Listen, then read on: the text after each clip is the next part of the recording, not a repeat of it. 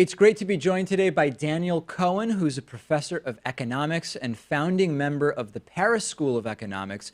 His latest book is The Infinite Desire for Growth. Daniel, it seems to me that conceptually, the idea of this infinite desire for growth in some way is premised on a world that has, to some degree, finite resources. Is that a consideration that sort of seems missing from our thoughts about how we conceive of our economic system and things like the stock market and future investments? Isn't it all sort of based on the idea that there can be growth indefinitely on a planet of limited resources? I think this is certainly part of the thoughts that people need to have. That is, we are certainly in a world with finite resources, and we need to think deeper about, why is it that our desire for growth is so large. I think this is certainly part of what I have in mind, and I have a full chapter on the ecological limits to it. My own question is really to try to understand why is it that we are so much in need for growth, and whether this is something of a new phenomena. It's very frequent to hear from the economists that economic growth is something very recent that started, with the Industrial Revolution of the 18th and 19th century. So if that is the case, why is it that so suddenly we need growth infinitely when we lived for such a long time without it? So that's part of what's driving my thoughts and my book.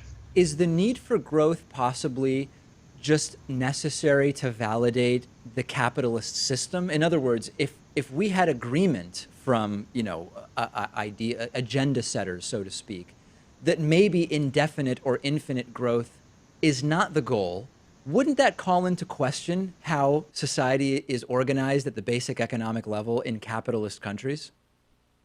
No, I absolutely want to focus and zoom on that kind of question.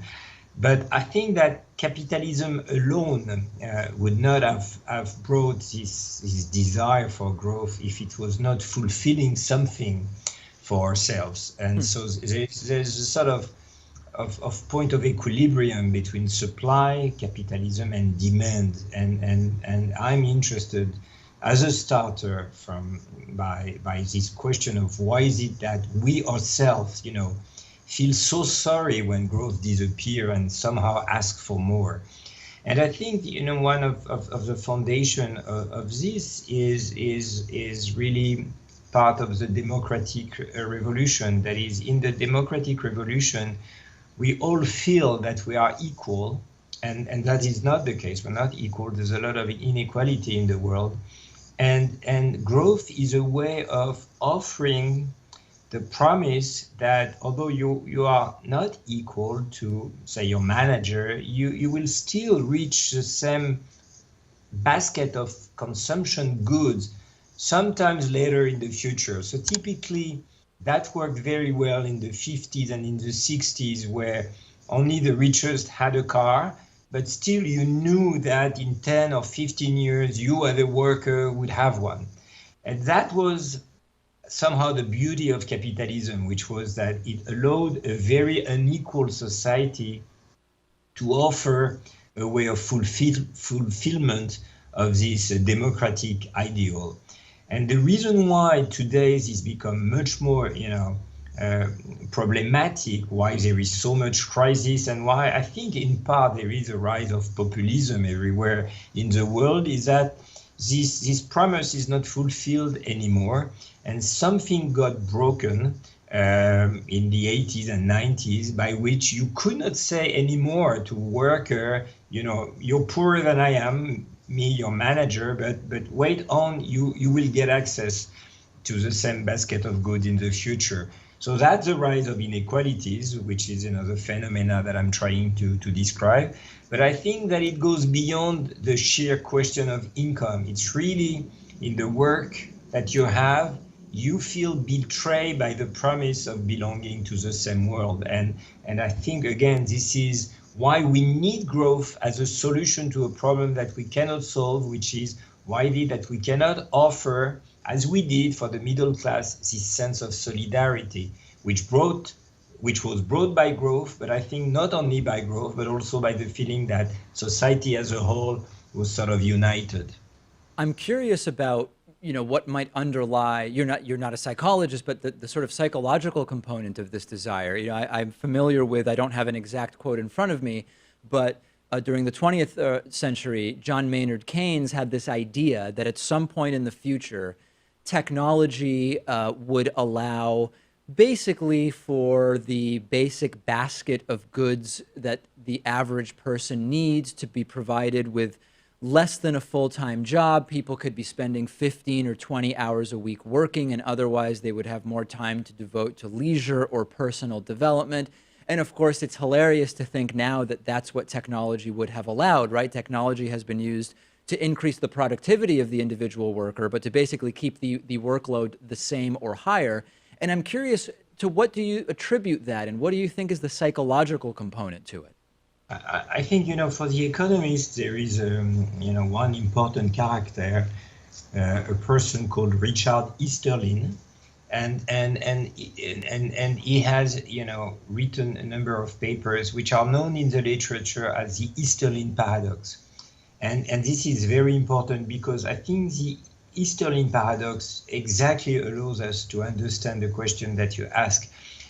Keynes indeed in the 30s said by 2020, basically we'll work a couple of hours a day in order to satisfy what he calls the old Adam in us, but basically we'll move to something else. We shall have moved to a post-materialist society. And it's exactly coincidentally what Marx also said in the 19th century, that there would be a moment that he would call communism, in which you would just get what you need without having to work too much, and that would be the bliss point of history, the end of history really for him. And this thing has been entirely defeated. People are never satisfied. They want more income. You see, typically in a country like France, we are about twice richer than we were 50 years ago at the famous time of May 68 that we are celebrating right now. And in May 68, it was exactly, the criticism by the students and the youth in May 68 was exactly based upon what you said, that was, let's move away from this materialistic society. We have enough. We don't need to continue on that path. A famous thinker called Herbert Marcus, who wrote the One-Dimensional Man and Eros and Civilization, really made this prognostic, this prevision that we would move to something else because we had enough, and we never had enough. And the explanation that is given by Easterlin and the people who work with him is essentially that we are social beings and that we compare ourselves continuously to what the others have. So it's not a question of being rich in absolute terms. It's always relative. So if I see that my neighbor is having more than I have, I want to work harder in order to get the same thing as my neighbor. There's been a lot of psychological tests that confirm that. But one thing that I like very much is an anecdote, which is based on true data, which is that when two sisters are married to men, one of which is richer than the other one, the woman who is married to the poorest man works more than her sister because she needs to compensate for the fact that her husband is poor. And obviously this could be reverted in male and female in the other sense. And that's a sense that there is a continuous rivalry. And again, I get back to Tocqueville, who put that as the essence of the democratic society. Tocqueville was, somehow critical of some of the consequences of the democratic society, which is that he said, democracy obviously is good and we all cherish it, but one of the intended consequences of democracy that you will be in competition one with the other.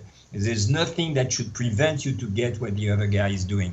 But obviously, and this is the point that you were raising, if we could just clap our hands and say, maybe let's grow less, let's try to be less demanding in terms of economic growth, there is, if you follow this line of reasoning, a possibility to work less and to be as satisfied as you were before, to the extent that your degree of satisfaction is always relative. But that would take an immense degree of coordination and cooperation, which is very hard to achieve. In France, for instance, in the 1990s, there was a 35 hours decree, which sort of imposed on everyone to work only 35 hours.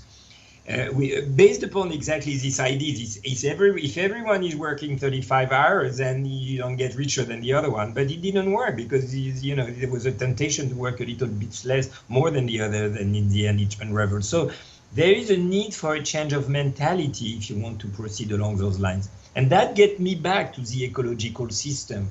The ecological question that you raised at the very beginning. We know that we live in a world of finite resources, and maybe that could be the way by which we are somehow obliged to think differently about economic growth, and that could be the catalyst for another way of thinking about wealth, and perhaps we could sort of loosen a bit the kind of rivalry that we have to be always richer than our neighbors, and get into something better, more qualitative. But it's a qualitative change of mind that is needed in order to achieve that.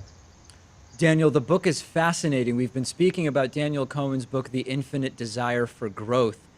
Daniel's a professor of economics and founding member of the Paris School of Economics. Thank you so much for talking to me about this. Thank you.